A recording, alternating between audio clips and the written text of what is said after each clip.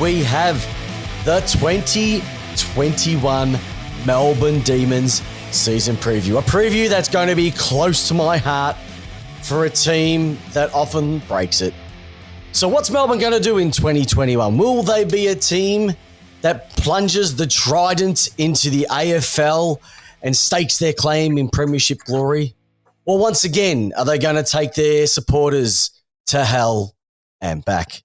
To join me in this preview today, I have the one, the only Love Machine. He's otherwise known as my brother, Mark Pepper, a very, very passionate Melbourne member.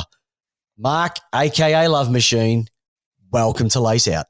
Christopher, thank you very much for having me. It's been a while since I've joined the illustrious Lace Out podcast, and I've enjoyed every pre-season preview that you've done so far. It's been fantastic listening. And a magnificent effort to get all those podcasts organised. And it's been really good to listen to some different perspectives of different teams. I've really enjoyed it on the car rides to work.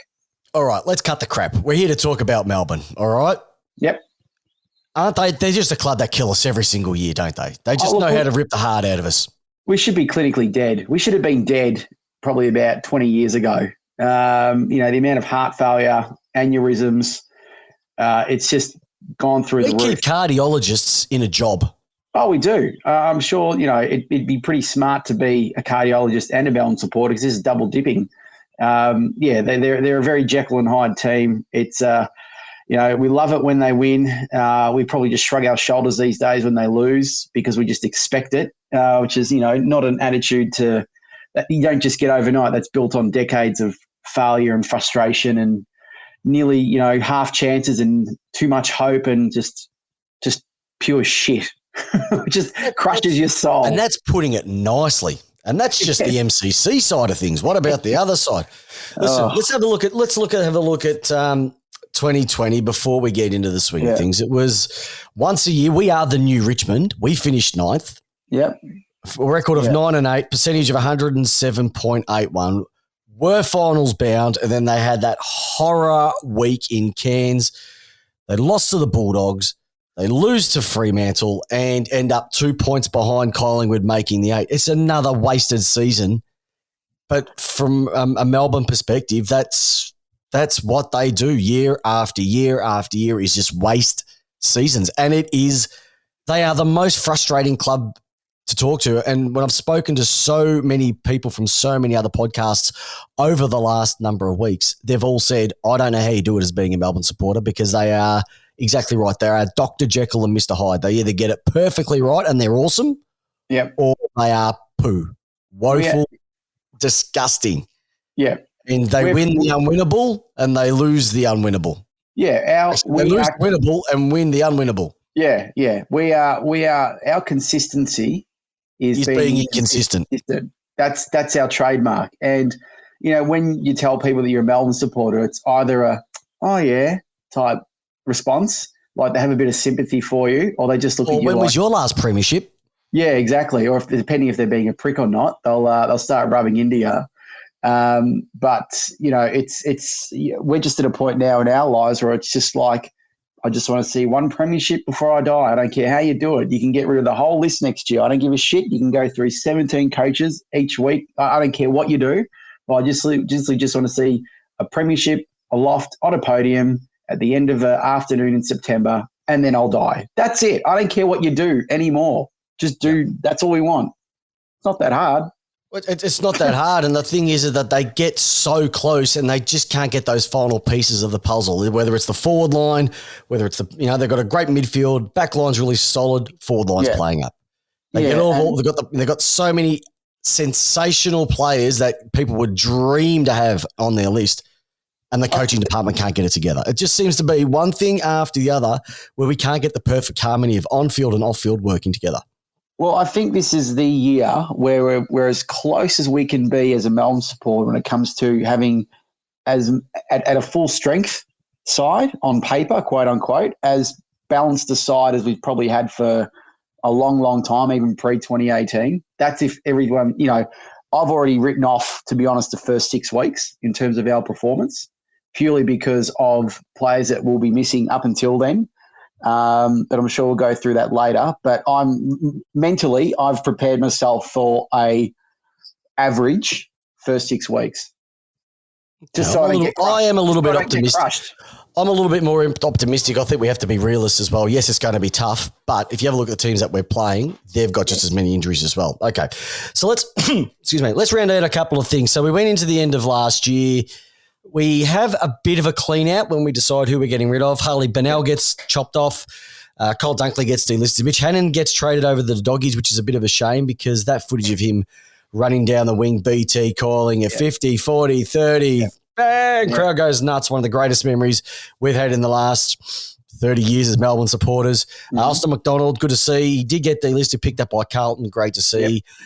Braden Pruce gets traded. We get something in for that. And the Wagner boys are out of there as well too. So it was a lot of probably list cloggers that they've got rid of, and they've made their cash out of someone like Braden Pruce.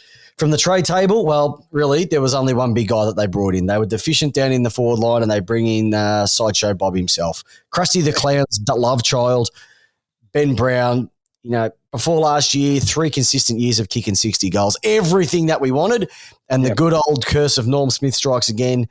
Knee injury, but he's going to be out for the first, they say 4 to 6. Thank goodness Dave Misson's not going to be on it because it would be 4 to 6, and we'd see him back in probably 2028. Wiedemann goes down, Malcolm goes down, a little injuries here and there, and it's just, once again, you've got the players capable, but they just can't get on the park at the same time. But it gives the opportunity for the young kids to go. We head to the draft, we pick up 2 kids who can use the ball, something that we've been wanting for years. Jake Bowie at 21, Bailey Laurie at 22, and then they pick up a bit of a roughie, Fraser Roseman, who from reports saying that he could be anything. Tearing it up on the track, just a little bit young, a.k.a. the project player, but they're the ones that we're a little bit excited about too. I'm excited. So a little bit of work done on the off field. I'm excited for Rosman.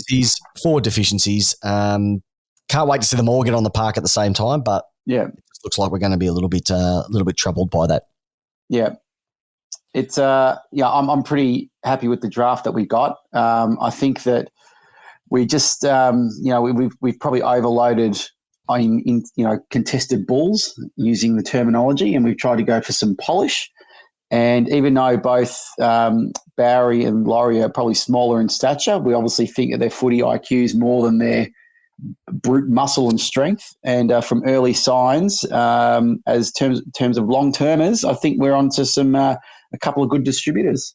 Okay, well, one person who isn't distributing too well at the moment is Simon Goodwin. He's going into his into his 5th season at the D's. Now this is the bone of contention, right? This is the one where, Ruse comes in, sets the club on the right track. Yeah. Goodwin comes in. We play that stupid game where we lost to the Collingwood thirds at the MCG, where they had virtually everybody out. Yeah. We go and make finals in 2018, 19 and 20, absolute fizzes of a season. To put it in perspective, in 2018, we had 16 wins. Yeah. Okay, over the course of the season, including finals. Over the last 2, which equals 37 games played in total, we've only been able to pinch 14. Yeah. So, team, we know what happened in that prelim final, whether we got ahead of ourselves, whether the list got further than we needed to, whether the coach thought we were further than we were. Maybe it was the old MCC with our heads in the sand, realising we need to fix those deficiencies. No, we didn't need to. The last 2 years have been a sham. And I'm really concerned that our coach may not be there by, I reckon, halfway through the season. If the first 6 weeks go to the Shizen, I think you've said it before, by Queen's birthday, we may have a new coach. And I would not be surprised if we do not pinch, if we don't even out the first 6 games, Goodwin is going to be in some serious trouble.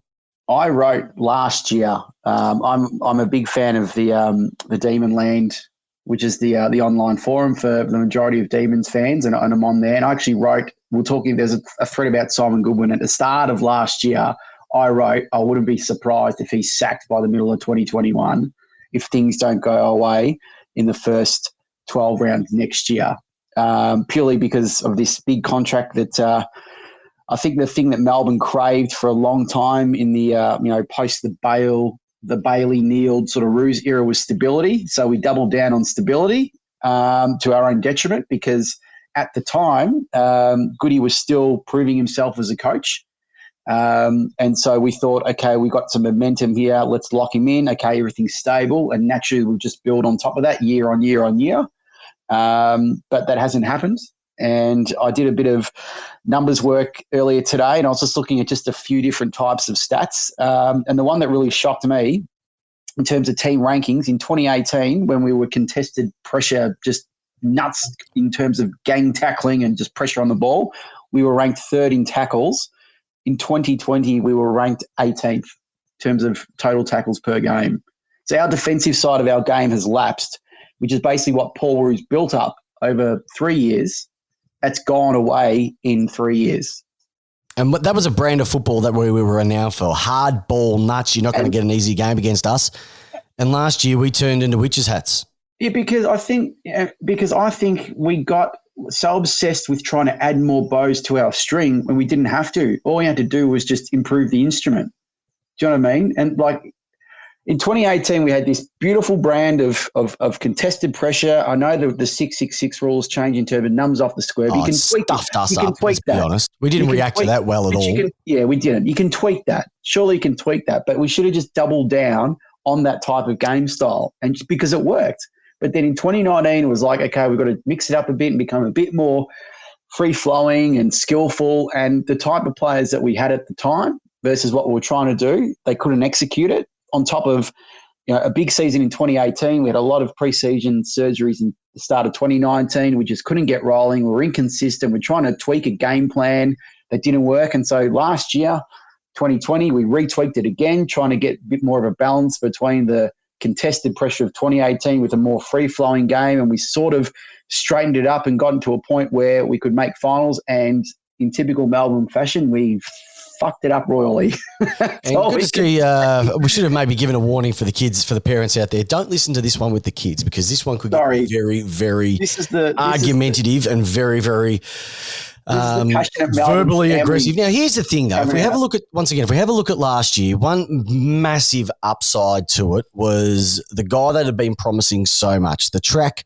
Christopher Track. He goes away.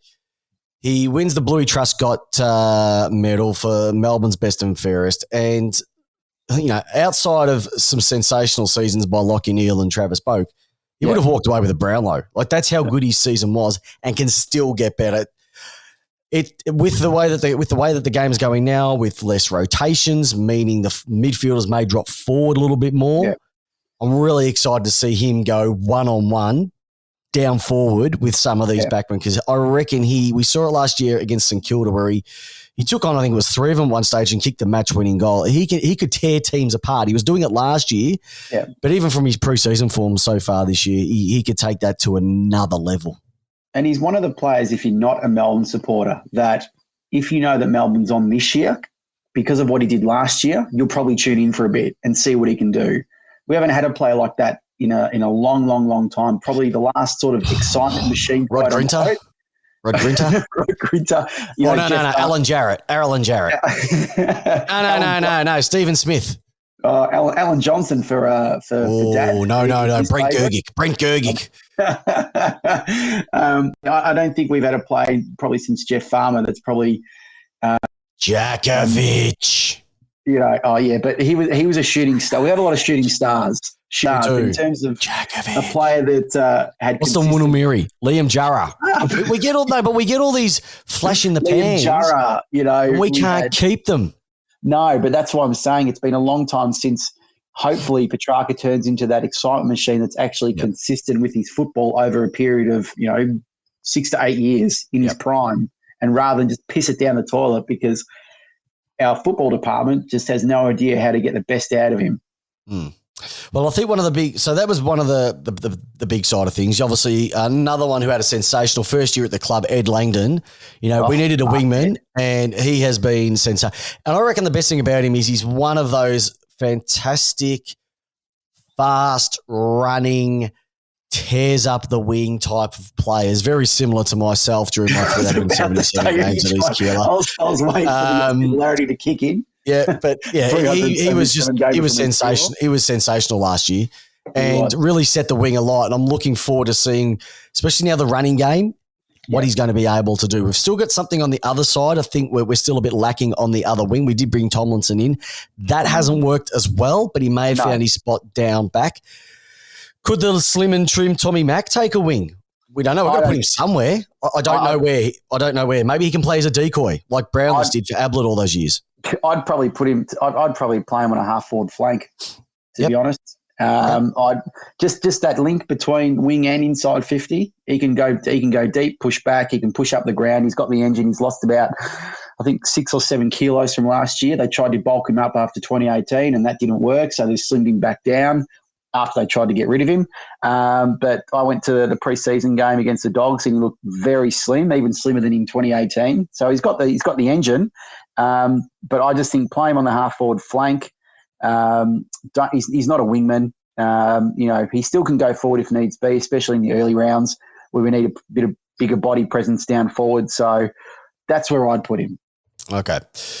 Another one that is probably, and a couple others that I want to go through before we sort of start to the outlook for next year. One person who's had a bit of a lowly type of time over the last couple of seasons is James Harms. Signed a longer contract.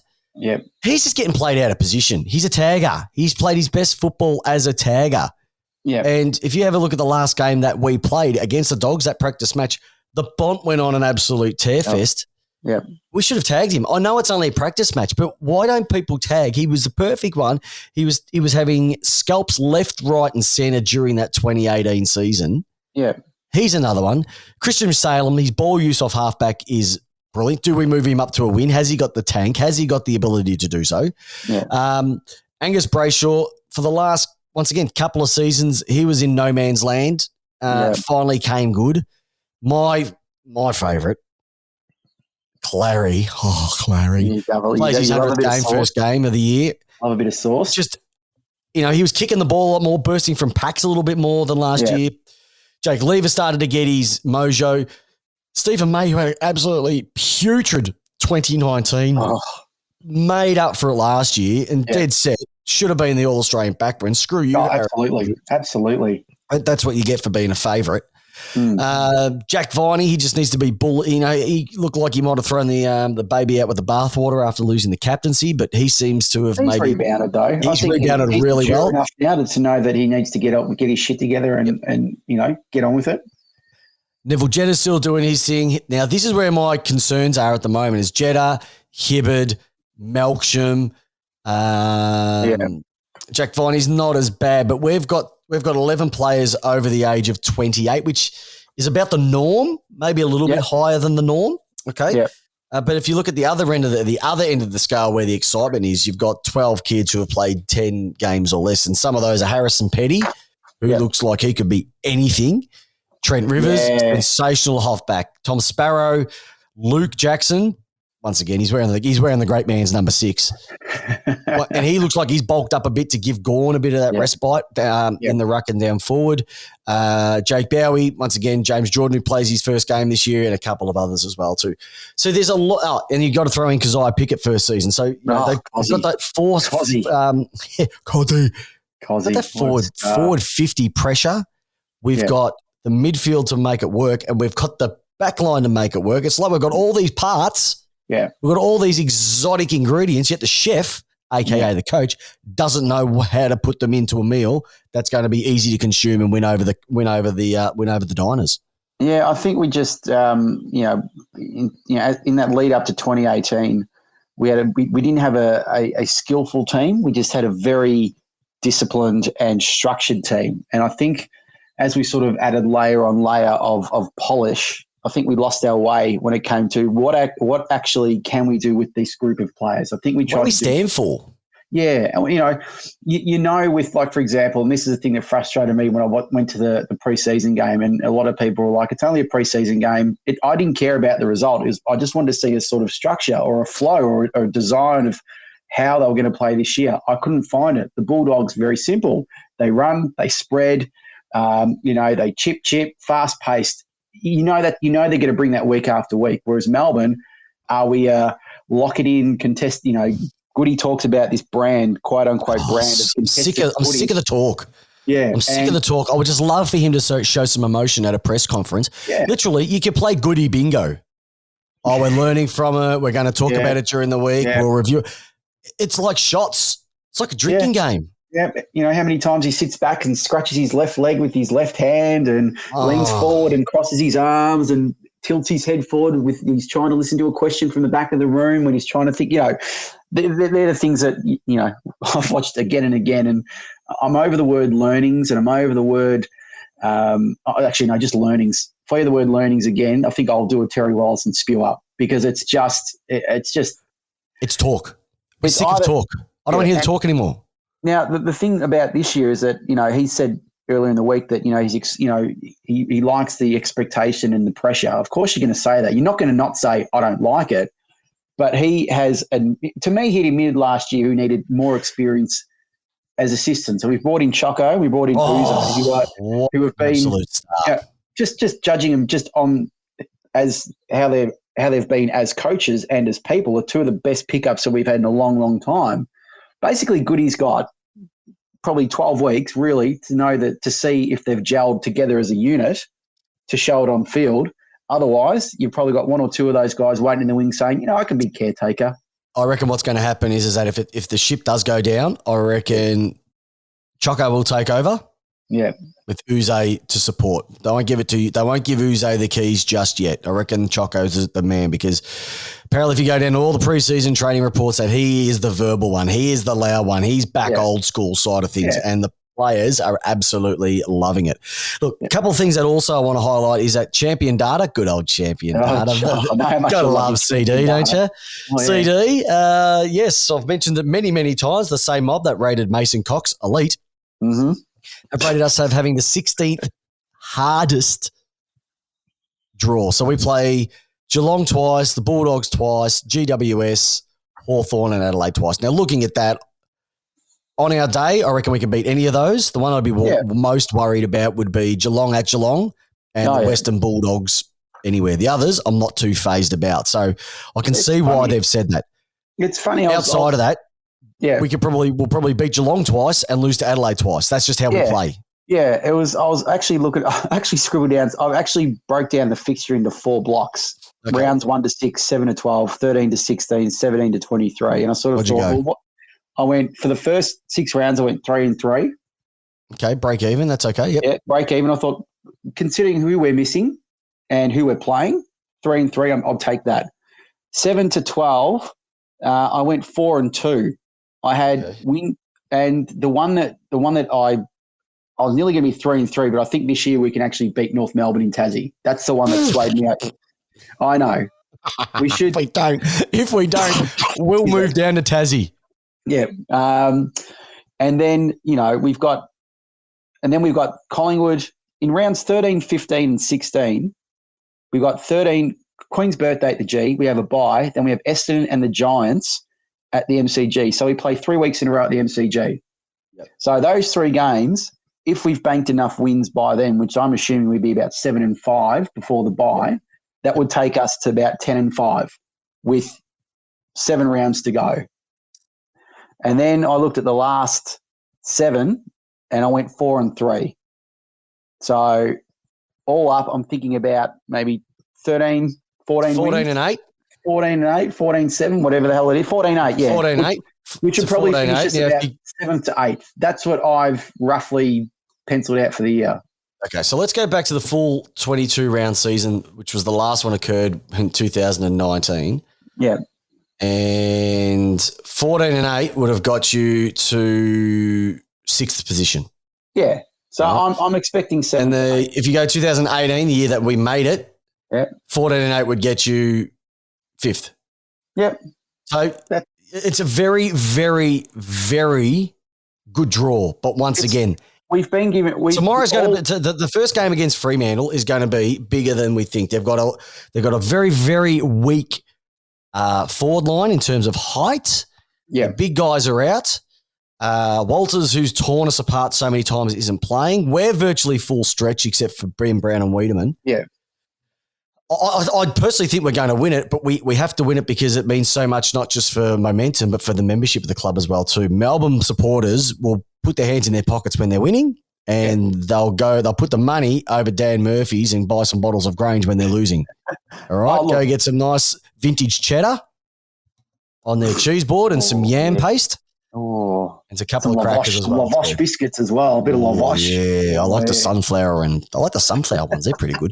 All right, let's break this down. 2021, we're moving into the season. Okay. Yes. So what excites you about 2021? What can you see coming from the Ds that gets you a little bit, hello, ladies, a little bit of movement in the station, Banjo Patterson style? There's a Jekyll and Hyde answer to that. The Jekyll, which is the good part, is we've been given a very good draw. We've actually got players who we actually wanted to bring in. Basically, all the cards are on the table for us to not stuff it up. We've been given a very good position to actually make a run back into finals. The Hyde is we've been given a really good position and we're going to absolutely stuff it up royally. And then I really want to see Simon Goodwin get sacked. So basically, the concern and the hype is exactly the same thing. It just depends on which. And it all comes down to the word consistency. Are we going to be consistent, Jekyll, or are we going to be inconsistent, Hyde? And depending on what the result is, I think I'd be equally excited because in one part we'll make finals, or in the other part we'll sack a coach who has been given the keys to the kingdom and has royally stuffed it up over the last 3.5, 4 years. Yeah. The other thing also is that that's a horrible thing to think. Like every other podcast I've listened to, they're like, I'm really excited for Joe Danaher at the Lions, or the Freo ones were like, Longmuir's in his second year, and I can see the chair and all these guys in Brayshaw, and I'm thinking I'm really excited to hopefully see our coach get sacked. That's horrible. And that is horrible, but that's what we're like. Like we always say, our finals time, our grand final week is trade week. It is. It is because that's where we do better work in the trade room than we do on the field. Yeah. Why can't we be as good in the coach's box as we are on the trade? Well, I reckon having Uze there, having Choco Williams on there is going to make a massive difference. I think we'll get some structure in there. I'd want to see Clayton Oliver kick the ball a lot more. He's a good kick. He just handballs too often. He's a very good kick. He's a very good kick, but they just have to, like this first half of last year when they'll talking about that red mist, happy play on thing, and then they slowed it down, and then we played, I think, Adelaide in about round 9 or 10 at the Adelaide Oval, and we just slowed down the ball more.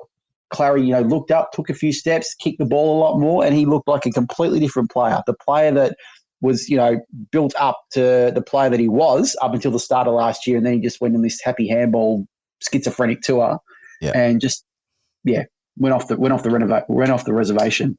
Yeah, it did go off the rails, and we just need to get the train back on there. And we just want we just want the captain going, this is what it is. You listen to, if you've watched the Amazon series Making Their Mark, you have a look at some of the way the coaches speak to their players, especially someone like Damien Hardwick. It doesn't go on. It's like, guys, we know what we need to do. You know the structure. Just go ahead and do it. Yeah. I feel sometimes you could be overcoached. I wonder if Melbourne's overcoached I think too much. Just let them play. I think we have. And that goes back to my original point of we had a system that worked. So rather than just keep improving the system that worked, we tried to add too many other strings to the bow and we got confused. And now it's like a golfer who changes his swing for no reason. Yeah. Just because someone else can, hit the ball an extra 25 meters doesn't mean that you have to hit the ball an extra 30 meters. You just have to be more accurate. And a game plan is only as good as the cattle that you got. You could have the greatest game plan, but if you don't have the people to be able to execute it means nothing. And I think that's where teams like Richmond, they've got the right game plan for the people that they've got. Yeah, but we tried to be something that we aren't, and it's not going to work. But they don't hide the fact that that's the way that we play. You know what you're going to expect when you rock up. You know it's going to be the same type of game, whether it was from 2017 to 2021. That's how they play. They play the same system, whereas we've tried 2 or 3 almost mini strategic rebuilds in that time, and we just look like a confused team. Yep. Here's something for Melbourne supporters. Leave a comment on the Lace Out Facebook page. This is 100% true. You can tell Melbourne are going to win in the first 5 minutes of a game, whether they're on or off. Yep. The other thing that you can guarantee is that at least in one quarter, we will give a goal in the last minute of a quarter. We would have the record of red time goals. I'd love to see the champion data stats on that. It is ridiculous the amount of cheap goals that we give right at the end of a quarter. Yeah, it's just a lapse in judgment, and that's our biggest issue, and that's my biggest concern. Once again, is the mental capability and the mental stability of our team. Well, it just comes 1 minute down. we're fantastic, and the next minute we just we're thinking about where we're going tonight, where are we partying, boys? Hey, they can say that doesn't happen, but you can see it. They're just not tuned in whatsoever. When I'm actually going to talk about Mark Neild for a second. One of his first or second meeting with the players that they videoed as they did, well, they still do, and he mentioned, this is the DNA that we're going to play, and he mentioned this thing about, when the shit hits the fan and the chips are down and things aren't going against you, this structure is the way that we're going to play. And I feel that, even though he was a hard ass that was too hard and wasn't right for the players at the time, he did have a point, that not everything's going to go your way. So it's up to you, based on the game plan that will teach you, to rectify that. Yep. But we just have a mental fragility when it comes to locking teams down, making sure you're sticking to your zone defense, stick to your man. We just panic because we just go, oh shit, here we go again. And we just don't have the maturity to go, today's not the day. We're not going to get another 6 goals kicked on us in a row. We'll just double down and stick to the process, and that's it. We haven't figured that out yet. We thought we did in 2018. We're running out of time. We are running out of time. Players are getting older. Other clubs will be looking at Oliver. They may be looking at Petrarca. Well, apparently that's the rumour going around that Carlton are into him. And you know what?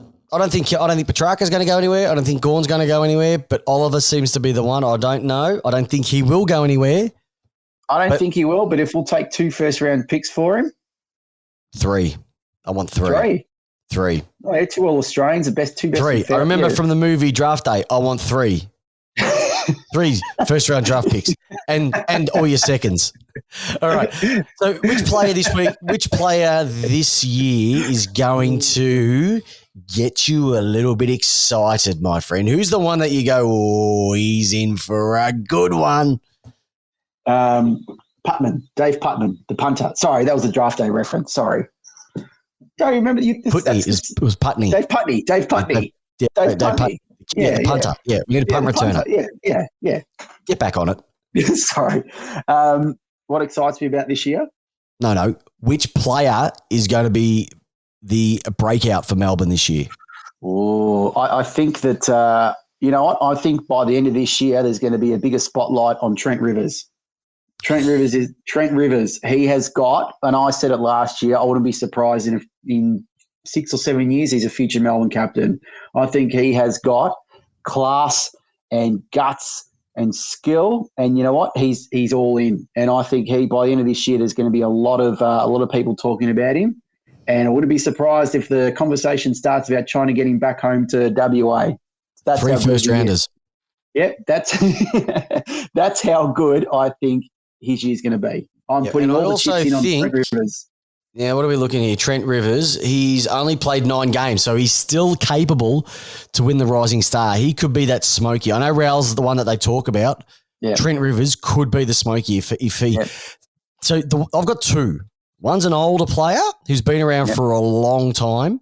Mm-hmm. The other one had his first season last year. Luke Jackson. Well, you do love a bit of Action Jackson. Good old Action Jackson. He has had a stellar preseason. He's going to take more of the ruck duties to give Gorney more of a chop out down there. Yeah. But he's got aerial capabilities. His handwork is quick. He's great below his feet. He's going to be perfect for this running type game. And I think the more and more games we get into him, the more and more confidence is going to build, and that mullet is going to flow. And he is going to be very, very similar to Trent Rivers. The other one that I think could have an absolutely smashing year, this guy's 25 years of age and played 74 games. You wouldn't believe it's that many.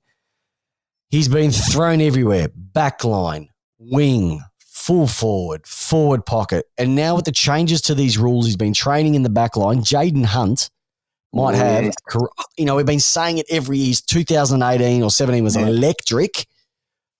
The way that they're going to have the run past the man because of the fact that you can't block off the channels, he could have a career best season. And I know we say that a lot, but the changes are suited for him. From the games that we've already seen, the game is quick, the game is fast, and players that can run off half back are going to tear it up. His kicking is still a little bit suspect, but I still don't think it's as bad as people make it out to be. So they're my two, Jacko and Hunty are going to be my two breakouts. But unfortunately, my little man, before you get into it, it has to be somebody who's going to have a breakdown.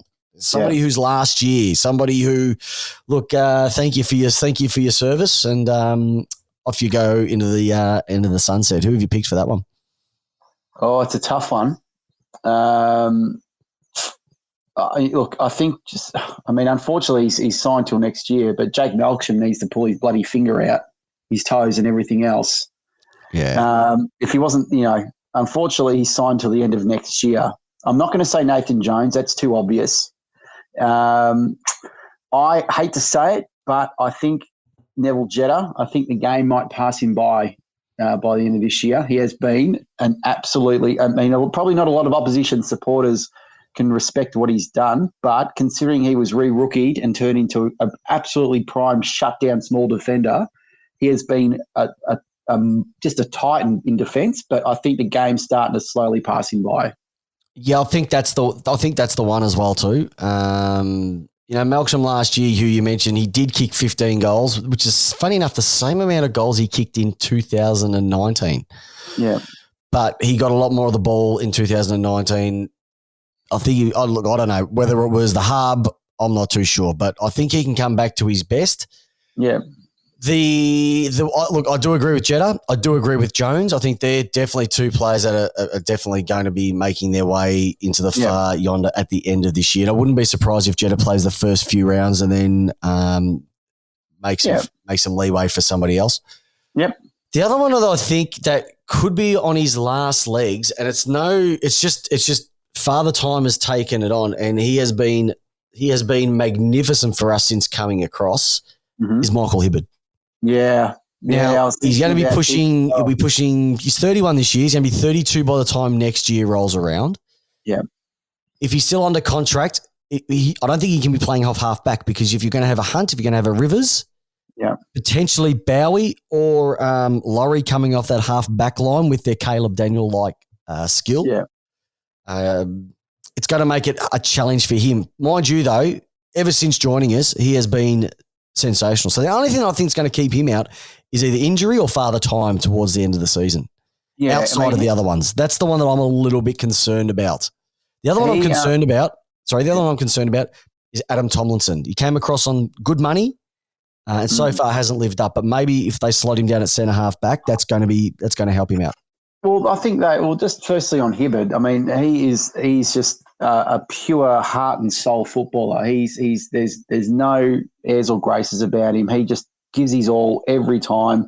I think we really saw his best work in 2018. I hope because I love watching him play because he just gives everything. I hope he can have a really good year. And but if he does. For example, if he does get surpassed or they want to go down a younger route and he turns into backup through Casey, he would be good enough to actually say, you know what, that's fine. Whatever you want me to do, I'll do it. Yeah, he seems to be the type of guy that would do that, wouldn't he? Yeah, I don't think he'd crack the shits for being like Jetta. Same thing. If he needs to, help educate some of the younger guys coming through as he sort of gets transitioned out, possibly, he'll do it because he loves the club that much.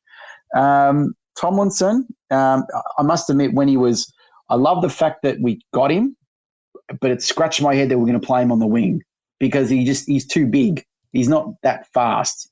From my perspective, I thought that he would be better as almost like a half forward. He's got the bulk and the size. I know that's a bit left field. There weren't too many half forwards. That's the problem. I know, but you could throw him down there or you just swing him in between half forward and half back. Basically, you have a Tom McDonald up one end and a Tomlinson the other, and you just rotate them through. Yep, fair enough. That was my theory on those two, but that's it. Sounds good. Sounds good. All right, mate. Let's talk about it. Where do the D's finish in 2021? I've picked them in the 8 to finish 8th. I just think that, from what happened last year, the games that we threw away, we should be able to pick up an extra couple of wins with the draw that we've got to slot us in the 8th position. Where do you put the D's at the end of season 2021 Love Machine? I have put them down at 7th. The D's. Okay. I think that, but I don't think there'll be much of a gap between 7th or 8th either. I think it'll be either just down a percentage. But I just think that I think this is the year where this is, as I said, this is the Jekyll and Hyde. The Jekyll in me says we finish 7th. We have we'll be the away team for an elimination final. And knowing our luck, or just the way that the universe works, we'll win that game because we won't expect to win it, but somehow we'll win it. And it'll be, to be honest, it'll probably some sort of be ridiculous on the road, backs against the wall, never stood a chance type result, going, oh my God, we're finally going to do it. And then we'll play at the MCG the next week and we'll get smashed. Hey, but at least we'll celebrate the one win, okay? Yeah. All right, yeah. so you're going 7th. I'm going 7th. I'm going 8th, which is good. If we have to put the agates on the chopping board, my friend, and determine, okay, who's going to take out the 2021 premiership? If it's not going to be our mob, who's it going to be and why? Oh, I do have a soft spot for Port Adelaide. Yep. I know a lot of there's been a lot of talk around Richmond, and rightly so, and a few of your other fellow podcasters have gone for Geelong. They've doubled down on the mature age troop. I just Dad's think Army, mate. It's going to cost them at the end. Dad's Army, mate. I think the way that the game is going to be played this year, this sort of fast play on, more room to run into. I think that suits Port Adelaide more with their younger sort of squad that's coming through. Plus, they've had 2 or 3 years of playing together, so I think they're primed. So I'm going to put my agates at Alden Oval. Okay, that's a nice one. Brownlow medalist. Brownlow medalist. I've ummed and ahed on this one. As much as I would love to say Petrarca, which I hope does happen, I don't think it will. So I'm going to probably put it down to. I don't want Dusty. Dusty's turning into Lisa McCune. I'm over him. As good as he is, I'm over him. He's everywhere. Yeah. I'm over him. Lockie Neal, I don't think he'll probably have the case of the Woewodens this year in terms of a post-Brownlow year. I probably would put it down to God. You've had 2 weeks to figure this one out, mate. I know, but my head's been going and ahhing on this one. I'm actually it's not life and death. Come back to that one. Oh, Jesus. All right. Okay. Couple of quick questions. Let me shout some quick ones at you. Okay. First and foremost, all right, some quick hands for you, little man. All right. Yep. Track or Oliver? Who would you take? Oh, Track right. Every day of the week. More versatile. Best player you've ever seen live for the D's? For the D's? I'd take Track as well, but Oliver, I wouldn't be too shabby with him. Best player I've seen live. My heart was with David Schwartz. Mm-hmm. Pre and post knees. He was just a freak. Post, because he was such a bullocking beast of a man and just did, got the best out of himself. And I loved him. Had the number 5 on the jumper. The Ox for me. Okay. Mine was Robbie Flower. Yeah, you did love Philip. But I must say the one that got me through the turnstiles, even though he didn't play as many games as I would have loved, was Alan Jakovic. Jeez, when he kicked, I think when he kicked 11 against North, what a day that was. All right, Gawn or Steins? Steins. I'll take Gawn. Steins, just more mobile. Could cover the ground like a middle distance runner. That's purely down to athleticism. There's 2 coaches available to coach Melbourne. One's Mark Neal and one's Simon Goodwin. Who do you take?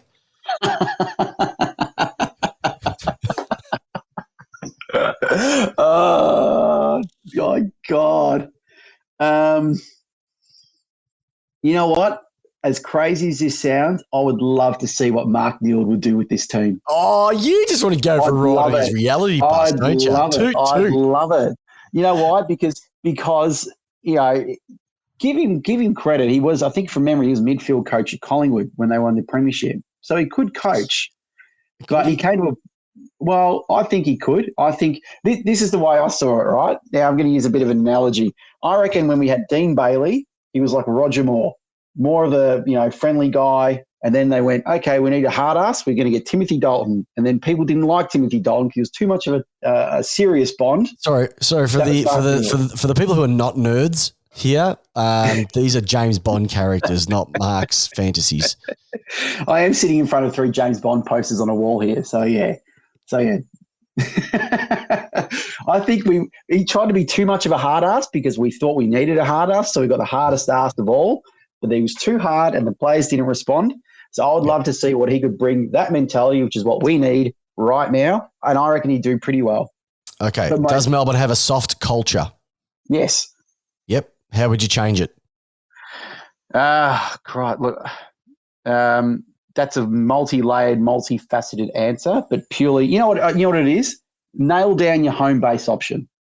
Yep. Nail down your home base. Don't be this gnome. And as stupid as that sounds, coming into one workplace that has history and all your facilities in one spot, I think would add so much more to the club, because right now we've got Amy Park for the footy department, MCG for the admin, and then we've got down at Casey Fields as almost like our hybrid home base now. And they've been talking about a home base for Melbourne for 50 years, and we still haven't figured it out. Oh, we screwed the pooch with the aquatic centre. We had that. Someone offered us the aquatic centre for $1 million, and we went, no one's going to want that. So that's all you get. Nail the home. Every Melbourne supporter wants to know. Every Melbourne supporter, all they want right now outside of a premiership is a home base. So we can go after the game and drown our sorrows. Yes. And put money back into the club. All right, last but not least, if you could pinch a player from any other club right now, slot them into the Ds, who would it be? To start round one? Slot them into the team. Not round one, just slot them into the team. Charlie Dixon. Give me. That is perfect. Charlie, give me the big dick Charlie out of the square. Just throbbing. Big Trev's our dad. Big Trev, he saw Charlie Dixon, and I think Trev did a bit of, he loves a bit of Charlie Dix. Love Machine, you are a dead set legend. You know that. Thank you very much for coming on board to get this Melbourne preview out of the way. Thank you. You're going to be going to many games, I hope, throughout the year. So if you see the guy throwing tanties in the Southern Stand or in the MCC, depending on how he's feeling, that's probably me and the Love Machine, and then we'll probably be in the bull ring drowning our sorrows on MCC Lager. So there you go, Melbourne supporters. There's our 2021 season preview. But before we finish, who's your Brownlow medalist? Thank you. I'm going to go, you know what, stuff it. I'm going to go all in on Port Adelaide. I'm going to go with one Oliver Wines. Ooh, I thought you were going to go with the ski double up, Aaliyah. No, it's Port Cheer, I think. It's Port Cheer. It's Port Cheer, but that's Melbourne's season preview. Love Machine, thank you for your time. Listeners, there it is. Once again, we're going live Tuesday nights, 8 p.m. on our Facebook page. And Mark, it's just got one simple question for you, and it simply goes like this. Love Machine, how do you want your footy? Like how you love your ladies. Lace out. Have a good night, listeners. See you. Oh, you've thrown me. See you, guys. Thanks for listening to our latest episode. If you haven't done so already, make sure to subscribe, rate, and leave a review on iTunes. I'm your host, Chris Pepper, and with Jamie Wallace, we give you your footy how you want it. Peace out.